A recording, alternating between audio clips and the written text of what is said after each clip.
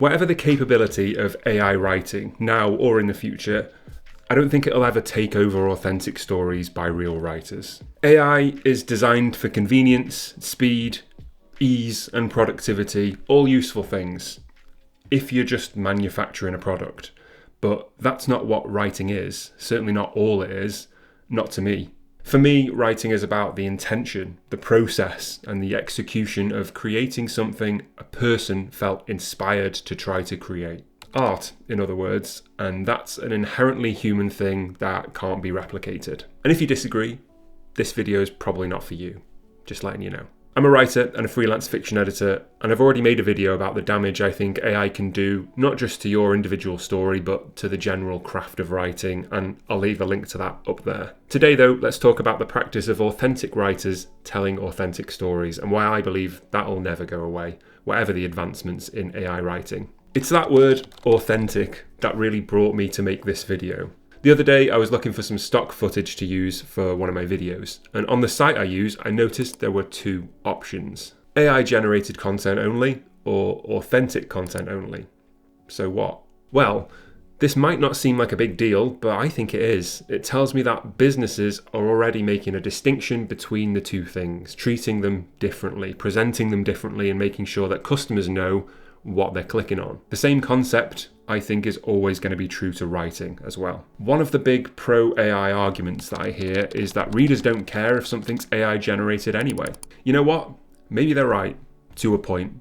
Some readers definitely won't mind. Some readers won't have any worries about reading a story that's never been touched by human hands. And for the sake of argument, let's even say most readers. Let's go that far. I don't believe that for 1 second, but let's say it for now. Cool. Most readers won't care if a story is AI or not, but some still will. There seems to be this idea that the world will just conform to AI writing and AI everything over the next few years, and that's it. Totally unstoppable, so we all better get with the program before we're left behind. It's going to be where the headlines are, where the money is, where the readers are flocking to in droves. It's the future, and that's that. All of that could be true. But even if it is, it'll still never be where all the readers are. It'll never be where all the writers are. I know that because I don't want any part in it, and I'm far from the only one. That's the thing about this AI takeover. It assumes that the most powerful or the most profitable or the most talked about method or approach is the only one, but it's not. It assumes that any approach that's smaller or less profitable is pointless and useless in comparison, so it might as well not even exist. But if that's true, why are people already rejecting Amazon and going to indie bookshops? We can buy almost any book we want in seconds and read it on our phones immediately, yet people still go out and buy physical books. Quite a lot of people, actually. The vinyl record industry has had a huge resurgence over the past few years. Even cassettes are coming back, when every song we could ever want to listen to, and a lot more that we don't, are just a click or two away. It's the same concept, and it's not new. Throw a stone from your backyard and you'll likely hit a McDonald's where you can get easy and basically unlimited processed food, but people still buy ingredients and cook at home. My point is, convenience is not everything. Having everything at our fingertips at every moment isn't unanimously better for our lives and our happiness, as it turns out. Less convenient, more time-consuming approaches to doing things are still very much available and used and sought after with their own audiences. I don't know about you, but I think there's joy in finding a book on a shelf in an indie shop or a charity shop or a library and carrying it home with you. There's a sense of calm and intention in unfolding a free poster you didn't know was tucked inside a record that you just bought while you listened to it for the first time. Maybe this sounds a bit pretentious, and yeah, all of that stuff is less convenient and takes longer, and maybe a lot of people care about that and aren't willing to do that. But what about the ones who are? We're still here.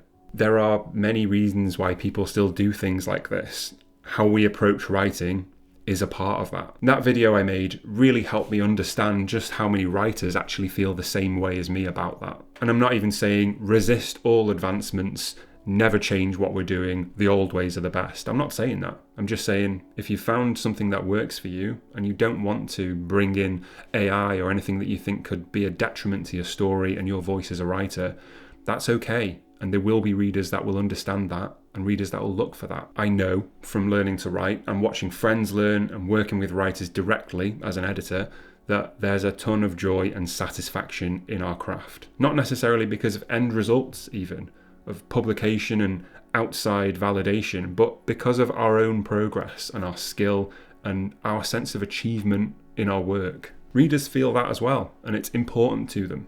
A lot of them. Obviously, I made that video. I absolutely understand being worried that there's nothing we can do about this AI slop onslaught that's apparently coming. And there is this absolute fear or this cynical prediction that there'll no longer be any place for authentic art and stories from real people. But I don't actually think it'll go that way. Maybe there'll be advancements and advantages to using AI in our work in the future. Maybe it's not as clear as use it or don't use it. Maybe this, maybe that. I'm personally not really interested in its capabilities.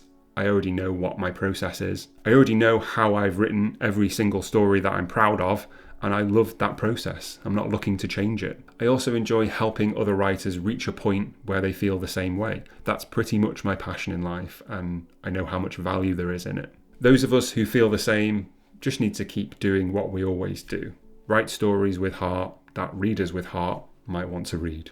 Maybe not everyone will side with us, but after hundreds, if not thousands of years of storytelling, human to human, we're not just going to abandon the way that every award-winning story was ever written and cast it off because a computer can do it in a fraction of the time. Art's never been about convenience and productivity. For me, it's about heart. Its imperfections and the difficulty in bringing it about are what make it special and valuable, because they reflect the imperfections and difficulties in all of us humans. This whole situation is stressful and anxiety-inducing, so I want to leave you with something a bit simpler and a bit more calm in just a moment. Something that reminds us that we've been here before, perhaps, and real writing hasn't gone anywhere just yet. If you don't mind, do me a huge favour if you agree with me and leave a comment and let me know what authenticity and art means to you. Thanks so much for watching. You know, your own imagination is far more wonderful than any computer could ever be. You know why? You're a living human being, and a computer is just a machine. Human beings are far more wonderful than machines.